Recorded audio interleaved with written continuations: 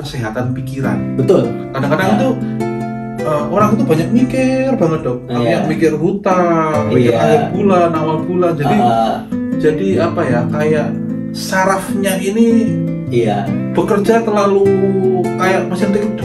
Iya betul. Dari Harvard kalau nggak salah ya, mungkin nanti dikoreksi kalau ini. Nah itu ada penelitian meneliti tentang seseorang yang kerjanya biasa-biasa aja dan gajinya biasa-biasa aja. Tapi dia suka kerjanya itu happy. Terus kualitas hidupnya jauh lebih baik ya, secara mental, secara fisik. Jarang ke dokter dan sebagainya. Banding group of people atau satu kelompok orang yang gajinya mungkin 3 kali 4 kali lebih besar daripada itu, udah berada pada posisi yang tinggi di karirnya, tapi tidak berada pada komunitas yang mendukung itu, yang mensupport dia sebagai individu kan ya. Jadi dia cuma fokusnya ya kerja dapat uang pulang rumah gitu kan, tapi tidak ada komunitas yang support dia secara mental gitu kan ya, membuat kita nyaman kayak gitu kan ya. Nah itu ternyata kualitas hidupnya dia gampang sakit, gampang sakit, kunjungan ke dokternya jauh lebih banyak, jadi tempat yang toksik gitu ya. Itu kan gimana? Kalau kita kerja di tempat yang toksik, maksudnya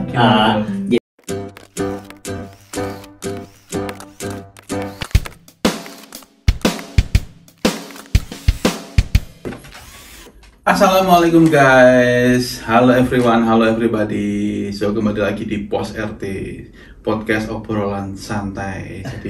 Jadi kita kembali lagi ketemu sama Dr. Mason. Halo Dr. Halo Mason. Mas. Apa kabar? Iya. Baik. Ini kemarin menarik sekali. Kita kemarin kan bicara soal neuroscience. Nah, jadi Dr. Mason ini memang bergudang prestasi guys. Sekarang beliau habis S2 di Amerika, S3, postdoc juga, dan postdocnya ini the bestnya guys. Itu biaya dari tanpa biaya. Betul. Jadi memang saya datang 0 rupiah. Nol guys, $0 guys ya. $0 Amerika. Karena datang ke Amerika. Betul. $0. Dan apa ya? Kalau menurut saya sih keren banget untuk sedikit diulik guys, apa itu neuroscience. Jadi karena gini dok, saya beberapa kali karena saya worker ya, artinya pekerja yang keras. Betul. Itu dikasih beberapa bulan yang lalu mental healthy guys. Betul. Mental healthy gini dok. Terus beberapa kali saya juga nonton di pemberitaan di Indonesia, mohon maaf. Ya mohon maaf ini tolong nanti, mohon maaf sekali, bukan berarti terus soal mental healthy ini sampai bunuh diri. Betul. Gitu ya. Artinya kok jujur saya kemarin memang tidak stres memang saya, tapi kenapa perusahaan ini mengarahkan ke saya untuk ke mental healthy, karena kamu worker, kamu bekerja keras di atas 50 jam kerja, jadi kamu butuh refreshing. Sampai kemarin dikasih istirahat 3 hari saya, maksudnya untuk liburan, dikasih tetap gajian, namanya PTO, protective off itu sampai 30 jam, jadi boleh ngambil berapapun. Nah kalau di Amerika oke dok, kalau kita kan sedikit banyak paham lah mental healthy lah. Ini menurut Dr. Mason. Tanya kabar dulu dong guys. Ini kemarin soalnya Dr. Mason ini incaran para Mahmud ini. Mama muda ini Dr. Mason ini muda, ganteng. Terus apa lagi ya? Wah, aduh, kalau saya ngatain masih di bawah 30, masih unyu lah ya. Wah, udah ada 30, aku 33. Iya, tapi kan 30 sedikit kan. Tapi sudah punya istri guys. Nanti istri saya lihat. Iya. Sorry Bu Marshan, sorry Mbak Cindy. So ini kok just kidding. Jadi gimana kabarnya tadi dokter? Sorry, tadi saya lupa. Kabar baik. Cuma sekarang agak sibuk sih karena kan sekarang kerja sebagai postdoc kan. Postdoc ya. Postdoc. Jadi kebanyakan lakuin eksperimen di lab, jadi mimpin sendiri. Sama tikus-tikus putih. Iya, sama tikus. Bukan tikus-tikus pol-polan guys ya. Bukan tikus-tikus politik ini. Ini benar-benar apa namanya sih? Mais. Iya, mais. Ya, memang untuk penelitian dokter untuk apa ini? Sarafnya betul. Kita bahas kemarin itu soal saraf ya. Iya, betul sekali. Jadi sibuk di situ. Nah, terus sekarang ini semua lagi mempersiapkan diri buat rencana residensi kan ya. Kalau dokter kan biasanya jenjang berikutnya itu residensi yang menjadi spesialis. Belum mas, baru mempersiapkan. Iya, tapi kan mengarah ke sana. Iya, betul. Jadi guys ya, mohon doanya supaya di bulan Januari dok ya. Iya. Januari ini untuk ujiannya supaya lancar. Amin. Nanti Februari lah kita bikin podcast lagi mungkin. Betul. Ada pertanyaan buat Dokter Marson mungkin. Iya. Ya seputar kedokteran, neuroscience atau kemarin kita bahas epilepsi, stroke ringan. Nah, monggo silakan ditulis di kolom komentar, nanti saya catat dan dapat giveaway, nanti dapat kaos. Kemarin saya sudah ada kaos Yellowstone. Nah itu pertanyaannya apa, nanti kalau pertanyaannya nanti kita tanyakan ke Dokter Marson. Oke dok, ini kita mau bahas mental healthy tadi. Ya, gimana dok mental healthy tadi? Jadi mental health itu memang bagian yang tidak terlepas dari physical health ya. Jadi kesehatan tubuh kita ya. Jadi mental itu memang bagian yang sangat penting untuk dijaga kesehatannya. Kalau enggak ya yang membuat kita sebagai manusia itu kan jadi apa yang ada dalam persepsi kita yang ada dalam kepala ini kan, ya mental health itu. Ya, jadi persepsi kita bahwa ini aku Marson, ini Mas Yusuf. Itu semua diatur dalam otak ini, dalam kepala ini. Jadi kalau ada distorsi atau ada gangguan-gangguan terhadap persepsi-persepsi atau pandangan-pandangan terhadap lingkungan di sekitar kita, yaitu sangat akan berpengaruh terhadap kesehatan jasmani kita, kesehatan secara tubuh kita atau secara umum gitu. Jadi memang bagian mental health itu bagian yang tidak boleh ditinggalkan atau tidak boleh diabaikan. Berarti kayak healing itu memang perlu ya? Perlu banget. Maksudnya kayak healing itu bukan berarti kalau konteksnya healing itu kalau tidak salah itu pasca stres. Tapi di sini kan konteksnya healing itu jalan-jalan dok, maksudnya bahasanya itu. Betul. Berarti memang perlu banget ya kita. Perlu. Otak itu perlu mental itu dan otak itu perlu istirahat juga. Nggak bisa terus dikerja. Nah ini sorry guys, saya potong. Kenapa kok saya mengambil mental healthy? Ada hubungannya nggak dengan Dokter Marson yang neuroscience ini? Sebetulnya kalau mental healthy memang harus ke kedokteran jiwa dok ya. Betul.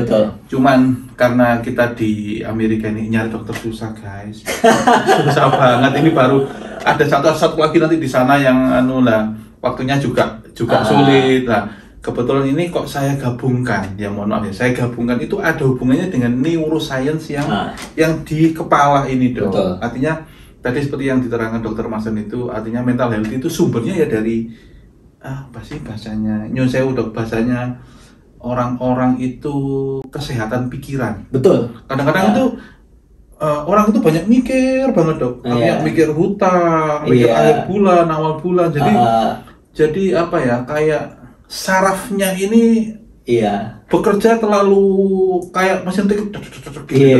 Betul. Jadi sebaiknya gimana dok untuk menjaga kesehatan mental healthy ini, apa yang harus menurut dokter, apa yang harus kita lakukan? Jadi sebenarnya neuroscience dan mental health itu sebenarnya banyak kesamaannya, banyak overlapnya kan. Jadi kan kita neuroscience kan belajar otak secara general gitu kan. Jadi memang pada umumnya kita belajar otak. Jadi dan otak, mental health itu adalah bagian dari otak. Jadi memang itu bagian yang tidak terpisahkan. Jadi itu memang udah satu paket di dalam. Kalau mental health itu apa yang kita perlu lakukan untuk menjaga kesehatan mental kita? Ya paling pertama itu sebenarnya yang paling penting itu adalah relationship kita sama lingkungan sama orang gitu kan ya, di tempat kita kerja misalnya ya. Itu memang harus bagus. Jadi kalau kita kerja di tempat yang toksik gitu ya, itu kan gimana? Kalau kita kerja di tempat yang toksik, maksudnya gimana? Jadi maksudnya bosnya ini suka nyuruh yang betul-betul di luar kemampuan kayak kita kan. Sabtu Minggu disuruh kerja. Sabtu Minggu. Jadi akhirnya kan jadi overwork gitu kan. Jadi akhirnya kerjanya overtime and then jadi semakin tertekan lah kita sebagai individu kan. Jadi tegang guys. Jadi tertekan. Aduh, aku kok disuruh lagi kerja kayak gini. Padahal temanku yang itu enak-enak aja. Kan ya. Terus kita berusaha udah mulai membandingkan diri kita dengan orang lain. Kok dia gitu gajinya segini gitu. Kok dia dapat pangkat lebih cepat, dapat kursi. Padahal aku yang kerja setengah mati gitu. Kemarin promosi supervisor gitu dong ya. Gitu ya. Jadi memang perlu perlu ada waktu dengan diri sendiri, betul. Me time. Waktu dengan diri sendiri, mencari tahu apa sih yang menjadi tujuan hidup saya. Gitu kan ya. Jadi kan kalau senang kerjanya kan otomatis apapun yang kita kerjakan kan akhirnya happy. Iya, outcome-nya juga maksimal kan ya. Jangan sampai kita yang dikendalikan sama pekerjaan gitu kan. Itu kan yang menjadi mental health biasanya. Terus jangan sampai juga kita yang kayak pekerjaan ini belum jadi, pekerjaan ini belum jadi. Terus kayak kita jadi stres sendiri gitu. Gitu. Jadi ada yang kayak gitu. Jadi terus hubungan sama orang-orang di rumah, orang-orang di family, di tempat kerja, dimanapun kita ditempatkan. Jadi memang itu ada multi faktor gitu ya yang mempengaruhi kesehatan mental gitu ya. Jadi termasuk kalau kita yang punya agama kan ya sama Sang Pencipta. Guys. Itu bagian yang kadang apalagi di Amerika ini ya agak sedikit sensitif untuk dibicarakan ya. Betul. Apalagi masalah agama dan politik itu kan ya agak kita jarang banget guys. Jarang ini di Amerika agak sensitif kan kayak gitu. Tapi kan padahal apalagi agama ya, religion itu betul-betul bagian yang asupan ya kan. Iya, tetap menjaga kita mental kita kan ya. Kadang kan yang itu yang membentuk kita sebagai manusia kan ya. Berarti gini guys, berarti mental healthy itu poinnya adalah asupan otak atau asupan positive thinking. Betul. Kayak kita, kalau saya Islam, Dr. Mason ini Katolik ya. Kristen Protestan. Artinya kalau Dr. Mason kalau minggu ke gereja, kalau saya tiap Jumat ke masjid. Nah disitulah guys, kadang-kadang kita itu atau gini guys, atau kita perlu juga ini sholat malam guys. Sholat malam itu, mohon maaf dong ya. Betul. Ini soalnya dengan kesehatan mental, jadi sholat malam itu kadang-kadang kita tuh merenung. Betul Mas. Di jam 3 malam habis sholat 2 rakaat itu kadang-kadang bukan merenung sih, lebih cenderung ke ngelamun.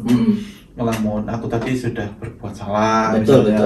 Nah itu berarti termasuk bagian dari mental healthy. Betul. Artinya apa yang ada di dalam pikiran ini keluar semua. Iya. Betul. Nah, kalau boleh aku tambahkan, ada beberapa penelitian itu yang melihat bahwa ini yang terkenal dari Harvard kalau nggak salah ya. Mungkin nanti dikoreksi kalau ini. Nah, itu ada penelitian meneliti tentang seseorang yang kerjanya biasa-biasa aja dan gajinya biasa-biasa aja. Tapi dia suka kerjaannya itu. Happy. Okay. Terus dia terlibat aktif dalam komunitas gereja di tempat itu. Kualitas hidupnya jauh lebih baik, ya, secara mental, secara fisik. Jarang ke dokter dan sebagainya. Dibanding ada dibanding group of people atau satu kelompok orang yang gajinya mungkin 3 kali 4 kali lebih besar daripada itu, udah berada pada posisi yang tinggi di karirnya, tapi tidak berada pada komunitas yang mendukung itu, yang mensupport dia sebagai individu kan, ya. Jadi dia cuma fokusnya ya kerja dapat uang pulang rumah kerja gitu kan, tapi tidak ada komunitas yang support dia secara mental gitu kan, ya, mendukung dia. Yang lu kerja ini bermanfaat, berguna buat ini. Jadi kayak memang harus ada yang komunitas yang membuat kita nyaman kayak gitu kan, ya. Nah itu ternyata kualitas hidupnya dia gampang sakit, gampang sakit, kunjungan ke dokternya jauh lebih banyak. Bahkan ya walaupun gajinya lebih banyak ya. Niat ngumpulin uang malah habisin uang dan sebagainya. Jadi sebenarnya yang paling utama itu ya harus tahu goal kita apa. Dan memang kalau kita udah merasa nyaman dan ini dikerjakan. Tapi kita itu nggak bisa lakuin sendiri. Jadi menjaga mental health itu nggak bisa sendiri. Jadi harus memang reach out gitu. Apalagi kalau udah kok ini berat banget ya. Terus cari orang yang bisa bantu kita kan, cerita kan, maksudnya tadi bilang cerita sama sang pencipta di malam hari seperti malam ya. Sang pencipta terus cerita sama teman-teman dekat Mas, curhat kayak gitu. Tapi memang yang harus yang positif ya. Tapi gini dok, kadang-kadang gini dok, saya potong dok. Kadang-kadang curhat itu sama teman itu malah disebarluaskan.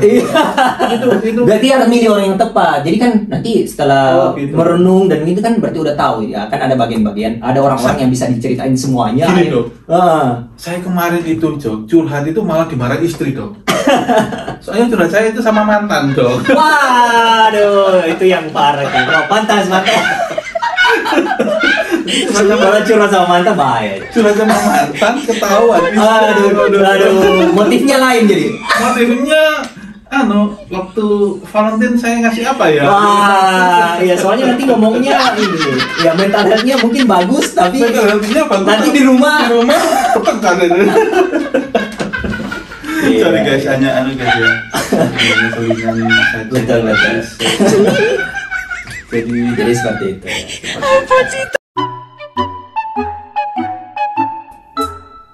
Aduh, sama dokter ini kalau tidak tertawa itu memang kalau biasanya saya ke rumahnya dokter itu tertawa banget guys, soalnya kita banyak jokes segar, cuman kan ini podcast yang nonton kan orang satu dunia dok ya. Kalau satu Indonesia nanti disensor, banyak sensornya. No sensorin nanti. Pokoknya tidak no sensor. Oke dok, seru banget emang ngomong sama dokter satu ini. Masih muda, cakep, incaran para Mahmud, mana muda. Dok, seberapa banyak sih kalau di Indonesia bukan soal dokter mental health, bukan. Saya yakin banyak banget itu. Cuman pemahaman masyarakat soal mental healthy itu, soalnya mohon maaf dok, kayak saya sendiri ya, kadang saya sendiri pun kalau malam tidur dok. Kalau tidak kena masalah ya mohon maaf, kita buka-bukaan aja guys. Kalau tidak kena masalah, tidak pengen besok ujian, tidak mungkin lah sholat malam seperti kan, tidak ada enggak.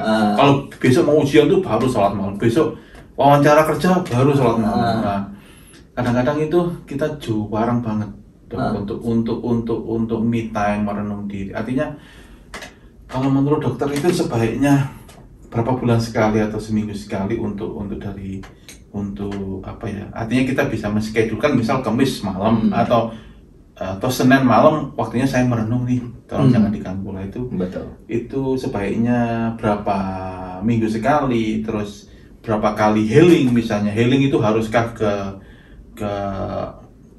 kalau dulu healing ke mall oke lah. Kalau sekarang kayaknya mall itu sudah bukan tempat healing lagi. Itu tempat apa ya, nongkrong ya. Kalau dulu mungkin nongkrong bagian dari healing juga. Oh gitu. Iya benar. Bisa kan cerita sama teman, lama nggak ketemu, sekalian ketemu langsung ini cerita kan biasa itu kayak membawa happiness kebahagiaan buat kita juga. Oh berarti gini guys, berarti cerita tadi yang saya tanya curhat tadi itu curhat bukan karena masalah keliru saya memahaminya gitu.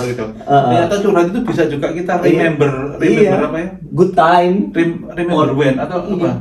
Kita cerita kita waktu SMA, iya betul, iya. Itu kayak apa gokil, apa ngeloncat kejadian lucu, kejadian unik. Itu juga termasuk kejadian. Itu kan bawa sesuatu yang happy gitu kan dalam hidup. Nah otak kita itu kan produce banyak namanya akan membuat banyak namanya dopamin. Nah, kalau kita happy itu kan dopaminnya banyak. Itu hormon cinta tuh. Dopamin sama oksitosin. Ya, itu hormon bahagia dan cinta. Jadi buat mamah muda, tolong ditulis tadi ya. Apa tadi? Dopamin. Hormon cinta. Dari dokter Mas tadi. Kalau menjawab kembali ya ke pertanyaan Mas Yusuf, kalau ditanya seberapa sering itu sih sebenarnya tergantung dari individu masing-masing ya. Sebenarnya tidak ada patokan sih berapa sering. Tapi kan itu jadi sebenarnya itu bagian yang harus kita perhatikan juga. Jadi perhatikan maksudnya. Jadi harus kita ada aktivitas reguler gitu ya. Yang kita bisa lakukan supaya mental health kita terjaga. Misalnya kalau kayak Mas Yusuf kan sudah berkeluarga ada anak-anak. Main sama anak-anak itu bisa membawa. Iya sama me time plus family, itu kan. Bercanda, pukul-pukulan bantal, macam-macam. Macam-macam, iya. Jadi sebenarnya tidak ada patokan berapa sering, tapi kita bisa analisa diri kita sendiri. Kira-kira saya perlunya kayak gimana, takar sendiri kan ya. Saya perlunya kayak gimana dan apa yang saya mau kerjakan. Nah, dalam proses-proses itu pun, bukan berarti karena me time sama keluarga, atau kayak banyak ngebuang waktu dia kan. Ya itu jadi yang kayak gitu yang pemikiran-pemikiran yang keliru gitu ya. Jadi sebenarnya kayak itu justru membantu kita bertumbuh gitu. Jadi seperti ini. Jadi bahkan kalau mumet pekerjaan di kantor yang toksik tadi. Ketemu istri, anak atau ketemu teman, jadi itu bisa kayak akhirnya belajar aku juga pernah dapat pengalaman kayak gini, atau mungkin bisa diaplikasikan nanti di tempat kerja atau dimanapun sumber toksik itu ya, sumber. Tapi kadang gini dok, kadang itu mohon maaf dok, karena saya potong dok, kadang itu orang itu setelah kerja itu malah pelampiasannya di rumah dok. Itu kadang-kadang emosionalnya itu tidak diluapkan di kantor, baik cowok cewek ya, baik orang tua atau baik laki-laki maupun perempuan. Kadang itu marah di rumah itu, mohon maaf anaknya yang dimarahi lah, kalau sampai dipukul lah. Tapi itu bagian dari pelampiasan. Kalau saya jujur, kalau saya memang lagi emosi di kantor, itu ketika pulang saya itu pasti diem. Artinya diem itu jangan sampai saya itu emosi saya keluar. Karena itu bahaya banget kalau sampai emosi keluar. Artinya rumah itu bukan tempat buang emosi. Betul. Bukan untuk tempat buang hajat lah. Betul. Menurut dokter benar nggak sih kayak gitu? Maksudnya kadang-kadang kita itu bos marahi kita, ngasih kita kerja deadline 3 hari. Gila lah, deadline 3 hari mulainya hari Kamis. Berarti Sabtu kan kerja, Sabtu kan liburan. Nah, kayak gitu-gitu kan. Kadang-kadang tuh sampai rumah terus kayak emosionalnya ini anak ini dibuat sasaran. Betul. Sasaran tembak lah kasarannya. Terus istri juga dimarahi, wah masakanmu ndak enak. Nah kalau tidak enak kenapa kamu yang tidak masak sendiri? Kadang-kadang kita itu terlalu dok, menyalahkan istri yang makanannya tidak enak. Betul. Saya lama ya masakan istri saya tidak enak. Lah kenapa kok kamu yang tidak masak aja? Kalau di Amerika ini kita kan diajari laki-laki masak memang. Itu bukan diajari ya, dicontohi sama bule-bule itu kan, cowok-cowok kan masak. Nah, menurut dokter itu gimana dok tadi? Jadi kalau yang kayak gitu kan, jadi mekanisme menghandle stres itu ada berbagai macam ya. Jadi kalau mekanisme Jadi namanya mekanisme pertahanan. Jadi bukan cuma imunitas saja. Kalau kena COVID ada bagiannya imunitasnya yang kerja, sel-sel imunnya kerja. Nah, mental juga itu ada, otak juga itu ada mekanisme pertahanan itu. Proteknya itu. Iya, jadi dikelompokkan ada 2. Yang pertama itu namanya immature, berarti memang yang tidak belum matang gitu ya, belum matang mekanismenya. Yang kedua itu mature. Jadi yang Mas kasih contoh tadi itu pulang dimarahin bos, pulang marah-marah, itu bagian dari immature defense mechanism dari karena aku dimarah-marahin, terus aku mau proyeksikan ke istriku, ke anakku, atau mau balik ke temanku, ke orang tua. Iya, kan ini kan biasa kan ada kayak gitu. Nah itu salah satu mekanisme pertahanan otak supaya otak tidak terlalu terbebani gitu. Jadi memang itu ada bagian itu kita bilangnya belum matang karena memang itu biasanya sifatnya kurang appropriate atau kurang baik gitu kan ya. Jadi itu bisa dikontrol, itu bisa di suppress gitu kan. Nah, ada yang satunya yang mature itu. Nah, yang mature itu, jadi kalau dimarahin gitu mungkin pelampiasannya bukan sama orang. Mungkin ambil sarung tinju, ambil latihan atau langsung lari, ada langsung biking supaya keluar kan semua, atau ada yang langsung. Nah, itu lebih ke mature. Gitu. Itu lebih appropriate atau lebih lebih bagus dilakukan gitu yang mature. Lari, ada yang itu yang ke gym itu kan. Ke gym, iya. Sasana itu tinju itu itu kan ya. Ada yang juga fishing. Ada yang fishing karena dia yang fishing, dia merenungi ya. Benar kan, menurut beberapa karena memang beberapa orang itu udah terlatih bilang, kalau aku dapat masalah lebih baik mending aku lakukan hal-hal ini dibanding nanti yang jadi korban orang-orang yang aku cintai. Yang aku cintai ya benar. Iya. Jadi itu namanya mature. Yang tadi itu yang pulang marah-marah sama orang-orang di rumah. Itu immature. Gitu. Nah, itu gimana dok? Kalau immature itu penanganannya? Kalau penanganannya maksudnya buat penanganan untuk diri kita sendiri ini kan podcast, artinya kan yang merasa immature selama ini. Nah, itu kalau mature oke lah, kalau itu kan visi sama lah kayak saya paling mentok fishing ke lake. Betul. Paling nyewa boot paling 1 jam 2 jam $80 kita fishing. Betul. Beres kan. Artinya kalau misalnya untuk yang emotional control ya mungkin. Betul ya. Emotional control. Anger management. Anger management itu. Anger management itu untuk yang immature ini gimana dok? Ya jadi harus dimulai dari mana saya biar tidak bukan saya biar tidak emosional. Kayak ada loh yang pulang itu kerja itu orang tuanya sampai kaget, jadi apapun dibanting, baju kayak emosi banget dia dok. Ada kayak gitu orang tuanya sebagai anak loh, saya kan sayang banget sama anakku gitu, padahal itu sebetulnya posisinya juga lagi stres tapi toksik di tempat kerja dia. Jadi kalau masih bisa dikontrol sih biasanya kalau tidak menimbulkan, kalau kita kan bahasa kedokterannya misalnya kalau tidak menimbulkan distress, jadi kita nggak ngerasa stres, gitu kan, dan kita sadar bahwa itu salah, jadi memang kita bisa suppress. Jadi cara untuk menahan amarah itu ya memang harus banyak belajar, harus dilatih.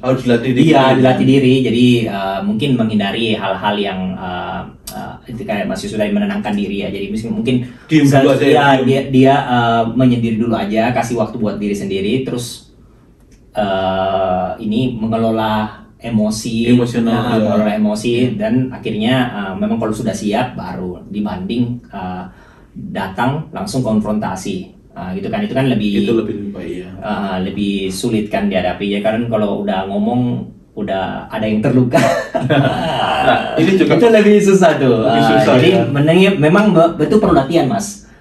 Itu harus memang ada memang teknik psikologinya. Jadi nah itu kalau detailnya itu di luar di luar kemampuan saya. Tapi memang bisa garis besarnya ada. Memang ada psikoterapi atau bukan mungkin psikoterapi ya, mungkin kayak behavioral kayak satu grup kelompok cerita terapi yang bisa dilakukan untuk mensupresi itu. Jadi apalagi kalau sudah menimbulkan banyak masalah, misalnya relationship kita di mana-mana udah karena kita sering marah atau sering konfrontasi di mana-mana udah banyak ini, akhirnya performa kita di tempat di keluarga di ini akhirnya juga udah ini kacau. Nah itu perlu terapi itu sudah. Tapi kalau masih dalam batasan yang kayak ini masih bisa dikontrol ya atau tidak terlalu sering, nah itu mungkin bisa dicoba latihan-latihan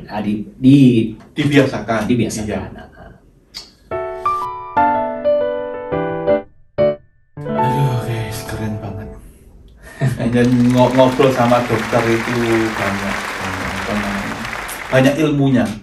Artinya mulai mental health sampai tadi kita bahas soal mature dan immature respon. Itu artinya memang untuk kontrol kita sendiri guys. Jadi poinnya bahwa kesehatan mental itu penting banget. Wah, penting banget. Mental health itu penting banget. Jadi buat teman-teman yang merasa mentalnya kurang healthy, nah mungkin bisa dicoba yang tadi dari Dr. Marson, menyendiri me time. Kalau kita Islam me time dengan Tuhan di sepertiga malam dok ya. Itu langkah pertamanya itu dulu. Mungkin aduh saya kok banyak utang, saya kok banyak cobaan, biasanya gitu dok. Banyak cobaan itu kita keluh kesahkan dulu ke Tuhan. Terus yang kedua tadi nongkrong. Hangout. Reach out lah. Reach out. Kita ngobrol, tapi tadi saran dokter sama temen yang benar-benar positif, yang tidak kadang itu gini dok, jadi bahan candaan malah dok. Kita curhat malah diomongkan ke teman lain, tidak stop di kita. Itu kadang-kadang juga jadi cari yang lebih dewasa lah daripada kita. Lebih dewasa. Nggak perlu kayak lebih tua, tapi belum, karena kan tua belum tentu dewasa. Jadi cari memang yang memang secara psikologi dia lebih dewasa, right? Jadi lebih dewasa memang orang-orang yang betul-betul advice itu betul-betul bisa membuat kita nyaman gitu kan ya, atau betul-betul bermanfaat buat kesehatan mental kita. Buat mental kita sendiri, artinya ada feedbacknya langsung. Iya, betul. Aduh guys, top banget Dr. Marson ini memang. Sudah dokter, sudah postdoc. Ya, postdoc ya. Dokter. Berarti sedikit lagi profesor. Aduh. Berarti next podcast guys. Next podcast mungkin kita akan bukan lagi Dr. Marson, tapi Profesor Marson. Aduh. Bisa amin deh. Amin. Aku aminin aja. Dok, terima kasih dok. Soal penjelasannya mental healthy. Semoga dokter ini lancar untuk ujian di Januari ini. Ujian apa tadi dok? Saya lupa. Ujian untuk buat residensi. Jadi tolong didoakan guys ya supaya lancar. Terima kasih. Terus dok, terima kasih sudah hadir dok. Sama-sama. Selamat tahun baru dok. Selamat tahun baru buat Mas Yusuf dan keluarga. Selamat Natal juga dok. Selamat Natal buat kita semua. Selamat tahun baru. Oke guys, so ada quotes dok kali ini dok. Dari tadi aku mikir apa ya quotes ya? Apa ya quotesnya?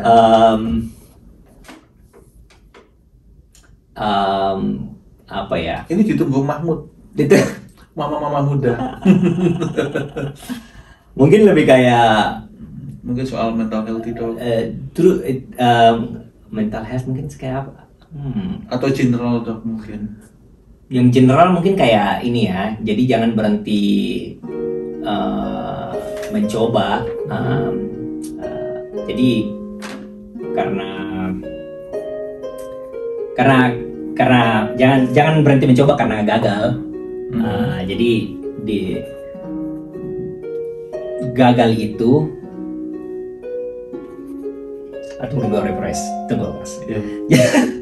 Jadi jangan berhenti mencoba saat teman-teman menemukan kegagalan. Jadi kegagalan itu kan udah bagian dari seorang manusia. Jadi pasti ada gagal dalam hidup ini. Nah, yang betul-betul gagal itu adalah ketika teman-teman berhenti mencoba. Jadi kalau gagal harus coba terus. Nah, jadi kalau teman-teman udah berhenti mencoba dan berhenti di saat itu, nah itu baru definisi gagal yang sesungguhnya. Oh, berarti terus mencoba gagal, mencoba terus. Keren banget. Oke. Nanti aku video ya. Iya. Bisa. Nanti minta Mas Susuk edit ya. Oh iya. Beres dokter. Iya. Oke, terima kasih Dokter Marson lagi. Terima kasih banyak waktunya. Jangan lupa guys, tulis di komentar pertanyaan ke Dokter Marson soal apapun lah, soal mental healthy, neuroscience, kok nutrisari. Sorry dok, saya apanya neuroscience. Mungkin nanti sponsornya Nutrisari enggak? Oh, ayo bro. Tapi saya berharap sponsornya Indomie guys. Soalnya apa? Saya itu tertarik Indomie mau ini dok. Saya ini kan kerja di perusahaan yang ya market lah. Artinya saya tahu lah di sini baik untuk Indomie, jualan di sini. Ya kalau Indomie mau hire saya. Iya. Wah iya. Tapi gaji dolar ya. Untuk surveyor di mana nih, di Walmart ini, di Asia. Mantap. Oke dok. Jangan lupa buat teman-teman, jangan lupa sarapan, jangan lupa berdoa, ini penting, dan tetap semangat. Bye bye.